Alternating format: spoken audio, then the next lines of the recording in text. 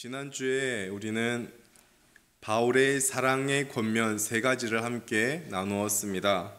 첫째는 주님 안에서 굳게 서 있으라라는 권면입니다. 마치 군사가 졸지 않고 깨어 지키듯이, 또 경주자가 결승점을 향해 최선의 노력을 하듯이 주님 안에서 깨어서 믿음 안에 굳게 서 있으라라고 했습니다. 두 번째는 주님 안에서 같은 마음을 품어라 였습니다. 주님의 마음을 품고 그 주님의 마음으로 하나 되고 더 연합하라 라는 권면이었습니다. 주님의 마음은 겸손한 마음이고 낮아지심의 마음이고 권리 포기의 마음입니다. 교회 공동체가 주님의 마음을 품을 때 문제가 해결되고 더욱더 연합되고 더욱더 하나가 됩니다. 세 번째 권면은 주 안에서 서로 도우라 라는 권면입니다.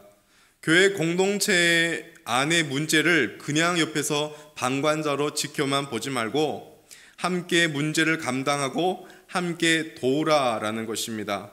왜냐하면 교회는 언제나 함께하는 공동체이기 때문입니다. 함께함이 교회의 아름다움이고 그 함께함이 교회의 능력입니다.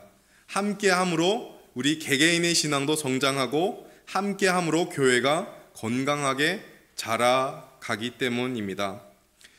이 세 가지 권면에 이어서 오늘 우리가 읽은 본문에서도 여러 가지 권면이 적혀 있습니다. 사도 바울이 편지를 마무리하면서 여러 가지를 염두에 두고 권면을 하고 있습니다. 그런데 오늘 저는 우리가 읽은 본문 전체를 다루지 않고 그 여러 가지 권면 중에서 한 가지 권면을 살펴보고자 합니다. 그것은 6절, 7절 말씀인데요. 우리 6절, 7절 말씀을 다시 한번 한 목소리로 읽도록 하겠습니다.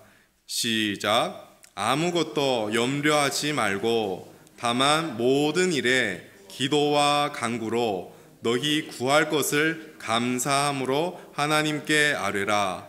그리하면 모든 지각에 뛰어난 하나님의 평강이 그리스도 예수 안에서 너희 마음과 생각을 지키시리라. 아멘. 이 두 절 말씀인데요. 이걸 한마디로 하면 염려하지 말고 하나님께 아뢰라 라는 권면의 말씀이 됩니다. 염려하지 말고 하나님께 아뢰라. 우리가 살펴본 이 본문의 이 염려하다라는 이 단어의 원래의 뜻을 보면 문제거리로 인식하고 근심하다라는 뜻이 있습니다. 이것은 자신이 통제할 수 없는 것들에 대해서 쓸데없는 근심에 빠지는 것이고, 또 미래에 일어나지 않는 그 일에 그 짐을 지고 스스로의 마음을 공연히 괴롭히는 것입니다. 사람들은 자신들이 통제할 수 없는 것들에 대해서 자신이 어찌할 수 없는 것들을 가지고 근심하고 염려합니다. 우리 성경을 보면 마태복음 6장에서도 예수님께서 우리가 염려하는 문제에 대해서 언급한 바가 있습니다.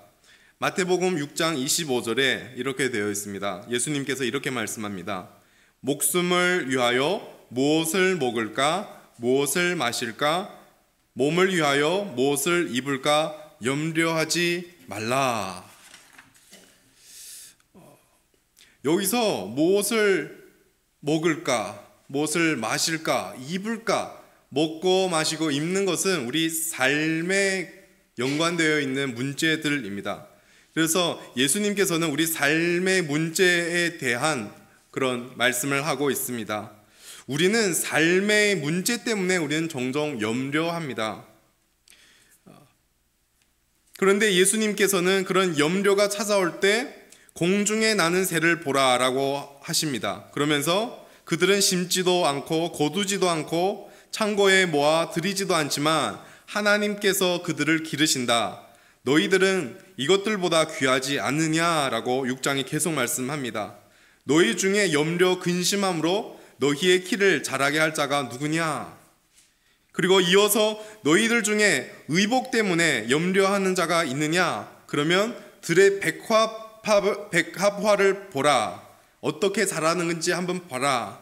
수고도 않고 옷감을 짜지도 않음에도 불구하고 아름답게 핀다. 그 아름다움은 솔로몬의 그 영광보다 더 아름답다.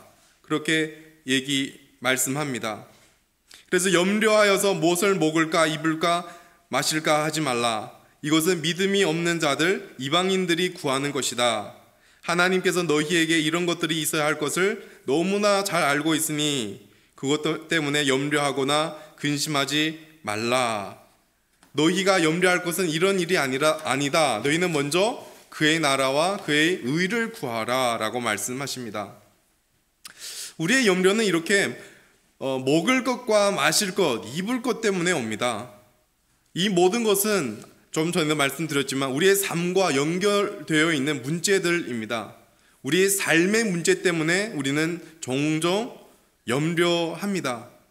염려가 삶의 여러 가지 문제를 통하여 우리에게 엄습할 때, 그런 문제들을 통하여 우리가 염려가 생길 때 우리는 어떻게 해야 할까요?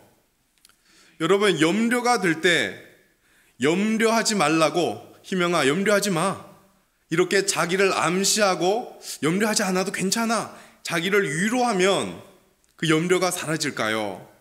그렇지 않습니다. 염려할 때 아무리 자기 암시하고 자기가 자기를 위로해도 염려는 여전합니다. 염려는 사라지지 않습니다. 그런데 이 세상에서는 이 염려에 대한 해결책을 염려하지 말고 마음을 단단히 먹으라, 네가 그 마음을 통제하라, 이런 식으로 처방을 합니다.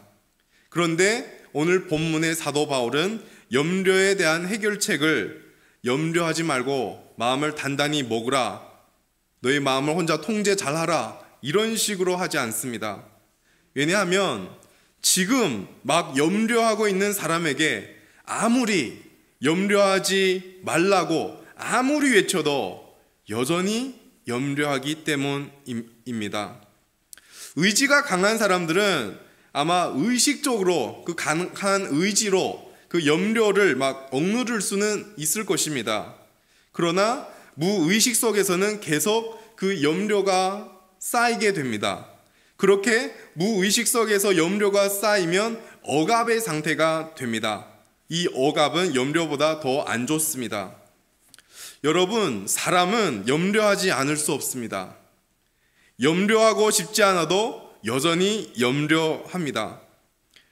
우리가 잘 알고 있는 알코올 중독자들은 술을 끊을 수 없습니다. 술을 마시고 싶은 그 욕망과 정욕에 붙잡혀 있기 때문입니다.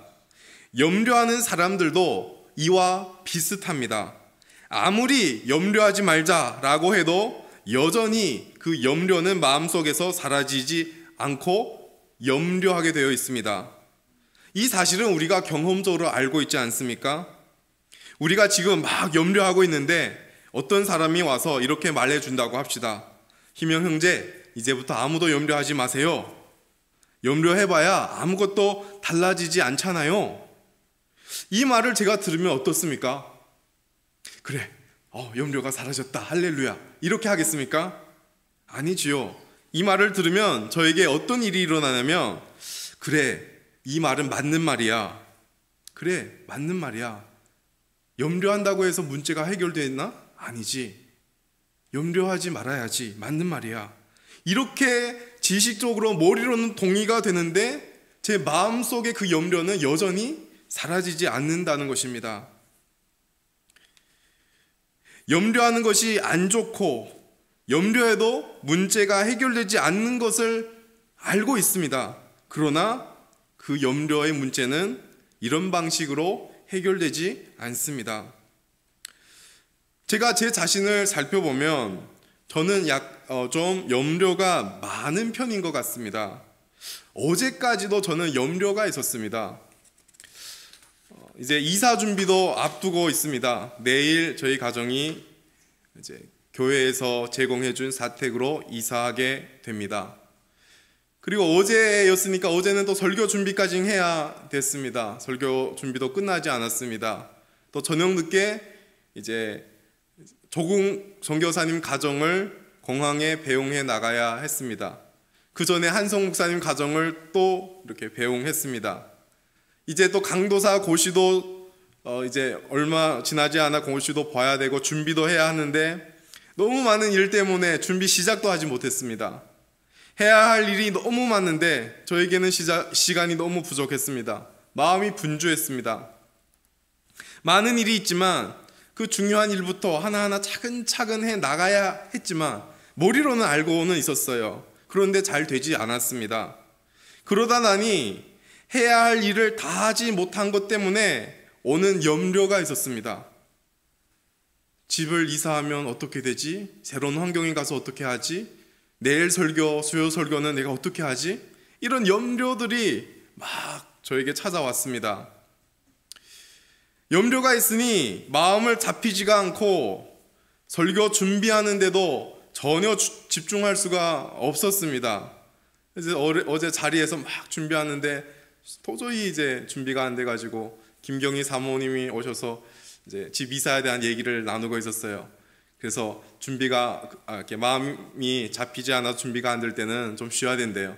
그래서 나가서 또 이렇게 대화하고 나니까 좀 좋아지기는 했습니다. 그런데 여전히 저에게는 염려가 있었습니다. 참 재미있는 것은 제가 오늘 설교하고자 하는 본문이 염려하지 말고 하나님께 아뢰라, 그러면 하나님의 평강이 있다라는 오늘 본문 말씀입니다.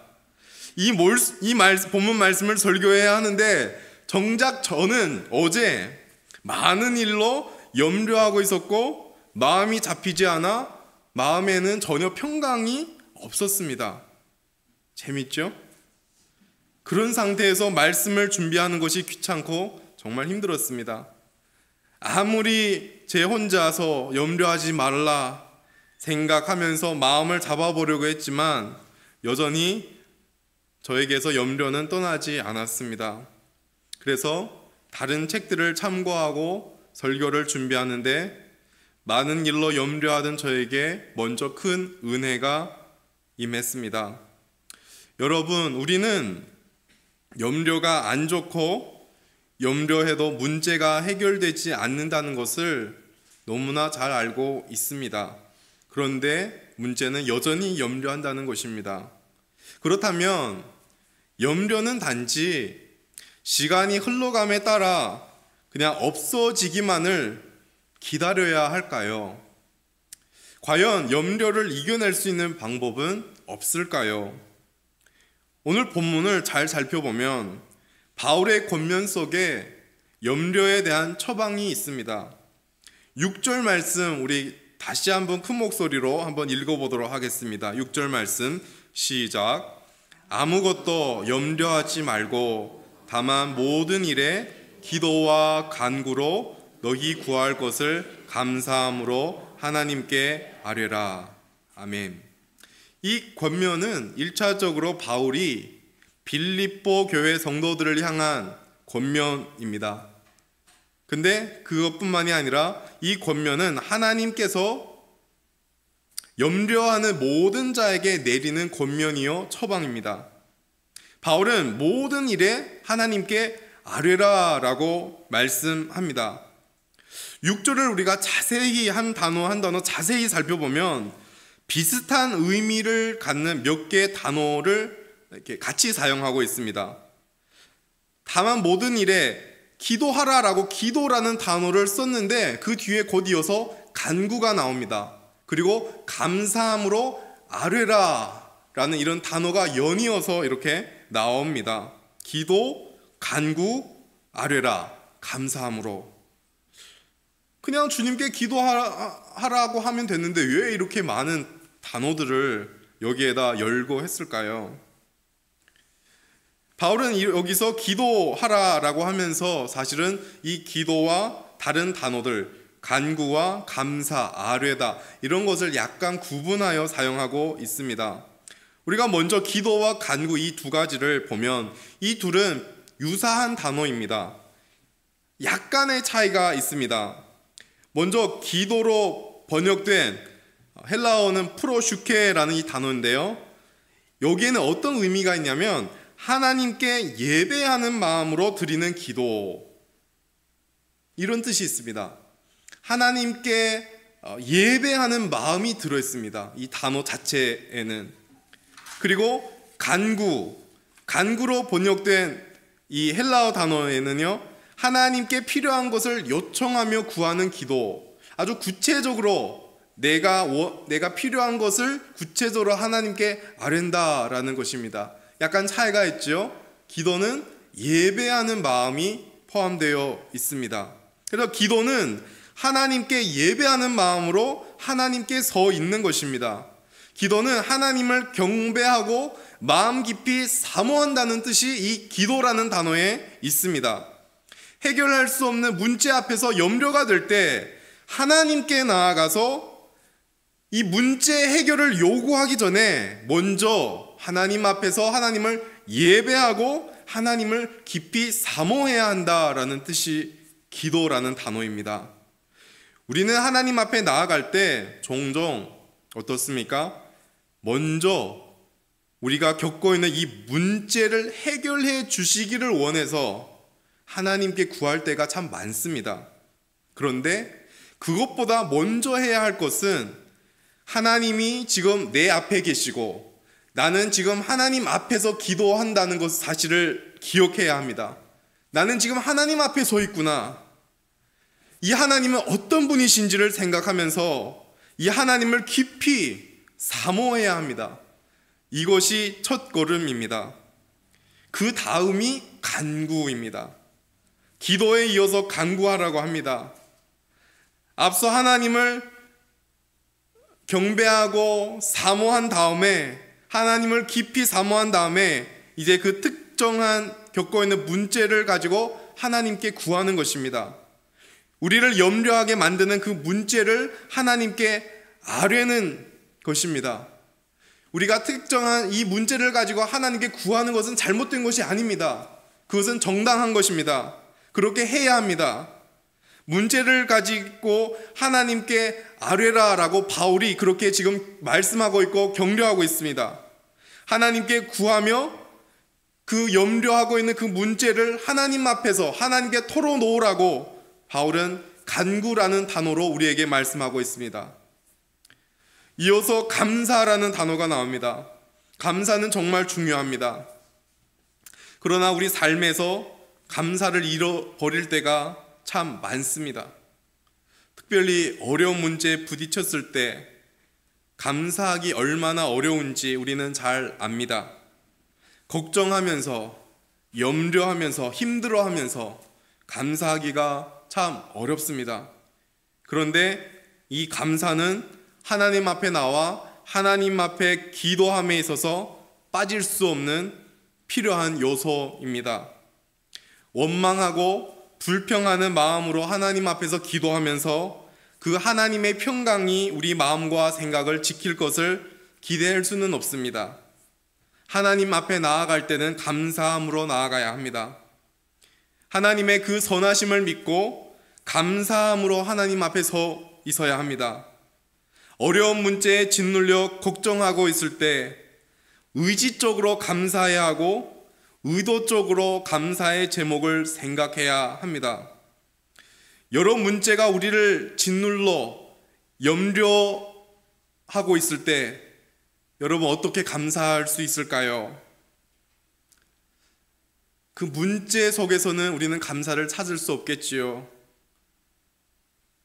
우리를 짓누르고 우리를 염려하게 만드는 그 문제 속에서 우리는 어떻게 감사를 할 수 있을까요? 우선 우리는 시선과 초점을 우리를 짓누르고 있는 그 문제로부터 하나님께로 돌려야 합니다.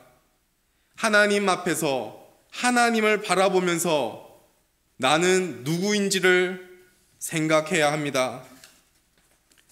저와 여러분은 하나님 나라의 시민입니다. 우리는 하나님의 자녀입니다. 우리는 하나님 앞에 서서 그 하나님을 바라보면서 하나님과 나의 관계 속에서 우리는 감사할 수 있고 감사의 제목들을 찾을 수 있습니다. 하나님 앞에 서 있으면서 비록 어려운 문제가 지금 나를 짓눌려 염려가 있지만 그럼에도 이런 나를 구원해 주신 하나님의 은혜를 감사합니다. 하나님께서 나 같은 연약하고 죄가 많은 자를 사랑해 주시고 나를 위해 독생자 예수를 보내주셔서 나를 구원해 주시니 감사합니다. 예수 그리스도께서 나를 죄와 악에서 구원해 주실 뿐만 아니라 나를 의롭게 해 주시기 위해 부활해 주셔서 감사합니다. 지금 이렇게 많은 일들이 나를 짓눌려 걱정하게 하지만 모든 것을 합력하여 선을 이루시는 그 하나님께서 나를 선하게 인도하실 줄 믿고 감사합니다. 우리는 하나님과의 관계에서 감사의 이유를 찾아 하나님께 감사할 수 있습니다. 사랑하는 성도 여러분, 어려운 문제가 여러분을 짓누를 때, 그래서 걱정과 염려로 차 있을 때 하나님이 저와 여러분의 아버지임을 여러분 기억하십시오. 하나님 아버지께서는 저와 여러분의 머리카락까지도 다 셀 정도로 우리를 잘 아시고 우리를 사랑하시는 분이십니다. 기도의 시작은 바로 이런 하나님과의 바른 관계에서 시작됩니다.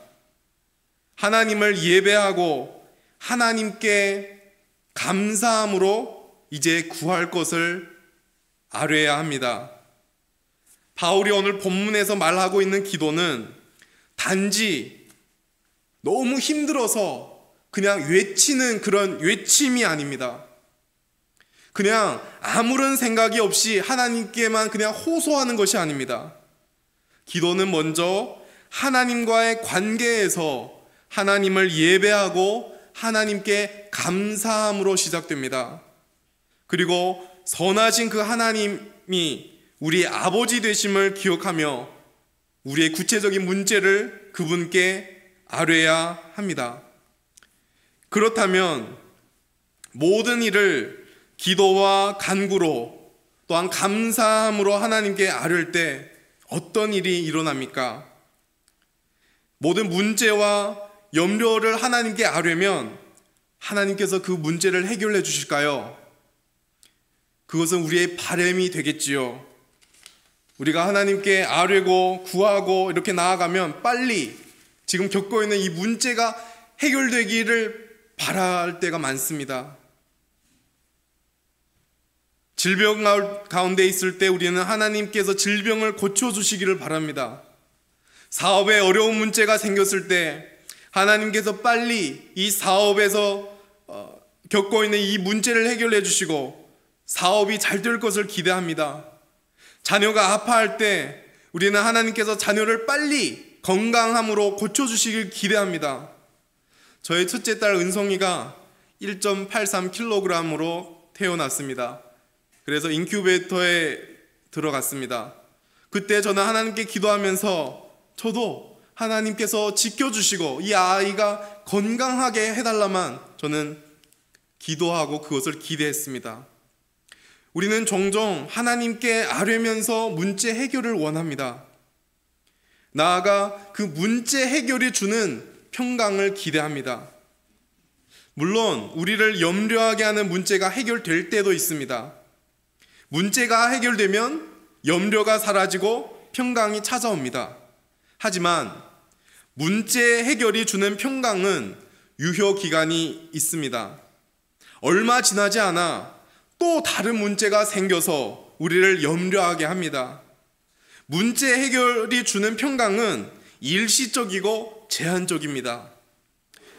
따라서 오늘 본문을 보면 하나님께서는 염려가 있을 때 기도하라 라고 말하지만 문제 해결에 대한 약속은 하지 않습니다. 내가 기도하고 간구하고 감사함으로 아뢰면 너의 문제를 내가 해결해 줄게. 하나님은 그렇게 말씀하시지 않습니다. 하나님의 말씀은 무엇입니까? 7절 말씀 우리 한 목소리로 읽도록 하겠습니다. 시작. 그리하면 모든 지각에 뛰어난 하나님의 평강이 그리스도 예수 안에서 너희 마음과 생각을 지키시리라. 아멘. 우리가 하나님께 아뢰을 때 하나님의 평강이 우리 마음과 생각을 지키신다고 말씀합니다. 문제 해결이 아니라 하나님의 평강을 우리에게 약속하고 있습니다. 하나님께서는 우리의 환경을 변화시켜 주시는 것이 아니라 우리의 마음과 우리의 생각을 지켜주십니다. 즉, 우리를 염려하게 하는 그 문제가 해결될 수도 있지만 여전히 문제 그대로 있을 수 있습니다. 우리가 하나님 앞에 기도했는데 그 문제 여전히 그대로 있을 수 있습니다. 문제가 해결되지 않을 수도 있습니다. 아니, 문제가 더 힘들고 더 어렵게 변할 수도 있습니다.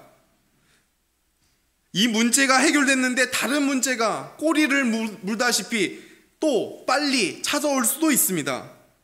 그런데 우리 하나님은 이런 문제 해결이 아니라 문제를 넘어서는 평강을 약속하십니다. 하나님께서는 환경에 따라 주어지는 평강이 아니라 환경을 넘어서는 평강을 주신다고 오늘 말씀은 우리에게 말씀하십니다. 지금의 문제가 해결되지 않아도, 문제가 심지어 더욱 심각하게 변해도, 앞으로 더 어려운 문제가 찾아와도 하나님께서 저와 여러분을 지켜주실 것을 약속하십니다. 이것이 복음입니다. 하나님의 약속을 근거로 우리는 모든 염려에서 평강을 누릴 수 있습니다.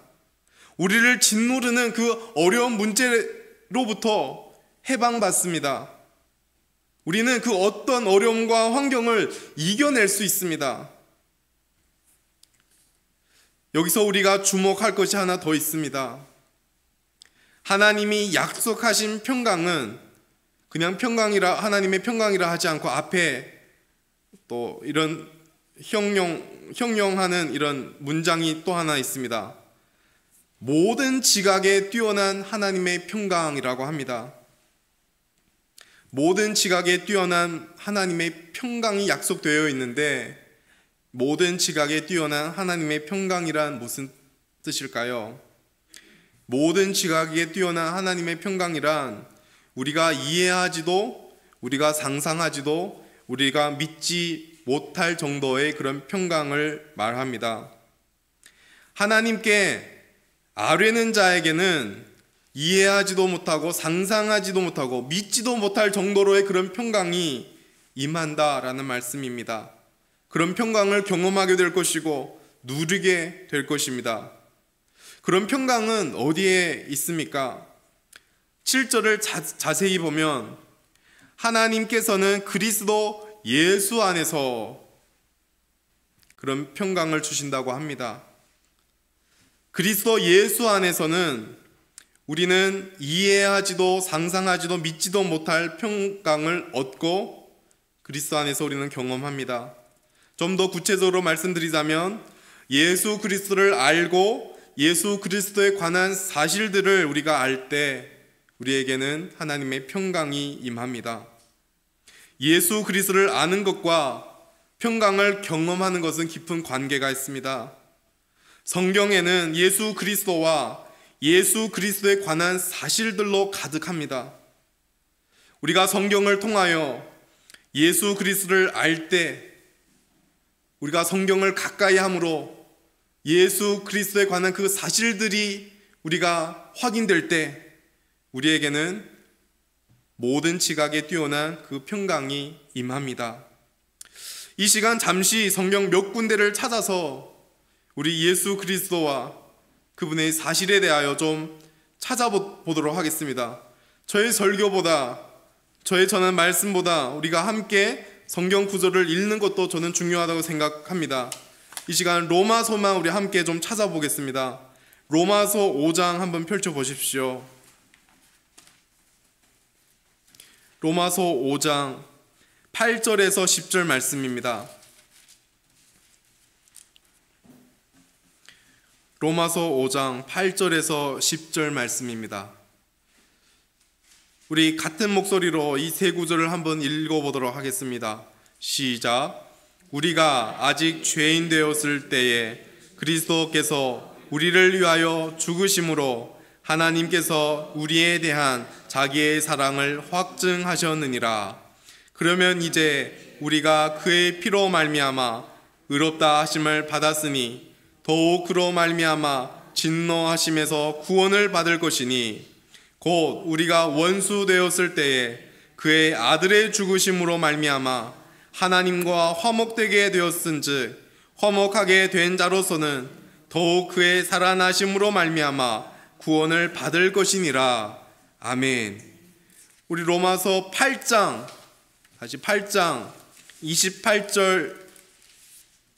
28절만 함께 읽도록 하겠습니다. 로마서 8장 28절 시작. 우리가 알거니와 하나님을 사랑하는 자 곧 그의 뜻대로 부르심을 입은 자들에게는 모든 것이 합력하여 선을 이루느니라. 아멘.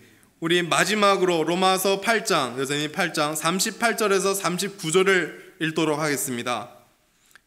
38절 39절 시작. 내가 확신하노니 사망이나 생명이나 천사들이나 권세자들이나 현재의 일이나 장래의 일이나 능력이나 높음이나 깊음이나 다른 어떤 피조물이라도 우리를 우리 주 그리스도 예수 안에 있는 하나님의 사랑에서 끊을 수 없으리라. 아멘. 하나님께서는 저와 여러분을 위해서 독생자 예수 그리스도를 십자가에 내어 주셨습니다. 우리가 믿고 있는 하나님은 우리 아버지이시고 이 아버지는 우리를 결코 버리지 않으시고 포기하지 않으십니다. 우리를 염려하게 만드는 문제들은 우리를 향하신 하나님의 사랑을 조금도 약화시키지 못합니다. 우리는 비록 현실의 문제 앞에서 염려하지만 하나님은 여전히 염려하고 있는 우리를 변함없이 사랑하십니다. 하나님의 사랑 안에서 우리는 모든 지각에 뛰어난 평강을 누릴 수 있습니다. 사랑하는 성도 여러분, 오늘 본문 말씀에 아무것도 염려 말고 모든 일을 아뢰라 라고 이렇게 말씀합니다. 아무것도, 무슨 일이든지 염려하지 말라고 우리에게 말씀합니다. 그리고 그 모든 일을 주님께 아뢰라 라고 합니다. 여러분이 지금 어떤 문제 앞에서 염려하고 계십니까? 가정의 문제, 교회의 문제, 사업의 문제로 염려하고 계십니까? 인간관계의 문제, 질병의 문제, 혹은 죄의 문제로 염려하고 계십니까? 어떤 문제가 여러분을 염려하게 만듭니까? 어떤 문제가 여러분 안에 있는 평강을 빼앗아 갔습니까? 그런데 그 문제가 어떤 문제든 사실 중요하지 않습니다. 그 문제가 어떤 문제든 그 문제를 가지고 하나님 앞에 나아가십시오. 기도와 간구와 감사함으로 하나님께 아뢰십시오. 모든 지각에 뛰어난 하나님의 평강이 여러분의 마음과 생각을 지켜주시겠다고 약속하셨습니다. 문제를 넘어서는 그 평강이, 환경을 넘어서는 그 평강, 모든 지각에 뛰어나는 하나님의 평강이 저와 여러분에게 넘쳐나기를 예수님 이름으로 축복합니다.